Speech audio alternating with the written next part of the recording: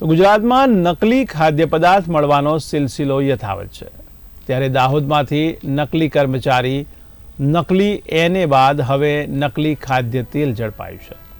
ત્યારે લોકોના આરોગ્ય સાથે ચેડા થતા અટકાવવા માટે દાહોદ એસઓજીએ કડક કાર્યવાહી હાથ ધરી હતી, જેમાં દાહોદ એસઓજીએ બાતમીને આધારે દાહોદના ખરેડી જીઆઈડીસી ખાતે આવેલા ન્યૂ બાબાજી એન્ટરપ્રાઇઝ નામના કારખાનામાં દરોડા પાડ્યા હતા, જ્યાંથી પામોલીન તેલ સહિત નકલી ખાદ્ય પદાર્થનો જથ્થો ઝડપાયો છે।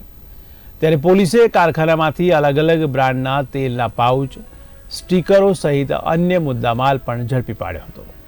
ત્યારે મળતી માહિતી અનુસાર પોલીસે 1,70,000 રૂપિયાનો તેલના જથ્થા સહિત 15 લાખનો મુદ્દામાલ જપ્ત કર્યો છે, તેમજ કારખાનાના માલિક વિરુદ્ધ ગુનો દાખલ કરી કાર્યવાહી હાથ ધરવામાં આવી છે।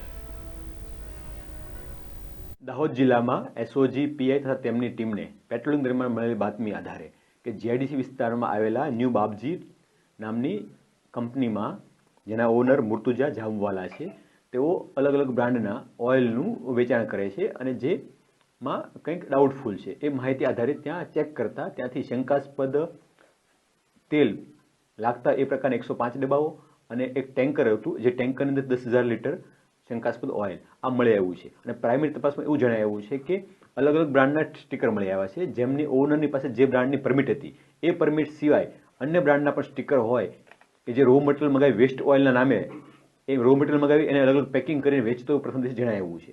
આ અન્વયે ફૂડ એન્ડ ડ્રગ્સ ડિપાર્ટમેન્ટમાં જાણ કરતા તેમના દ્વારા જરૂર સેમ્પલ લેવામાં આવેલા છે અને સેમ્પલને લેબોરેટરી ખાતે મોકલવામાં આવેલા છે। સેમ્પલનો રિપોર્ટ આવ્યાથી આગળની કાર્યવાહી હાથ ધરી શકાય છે।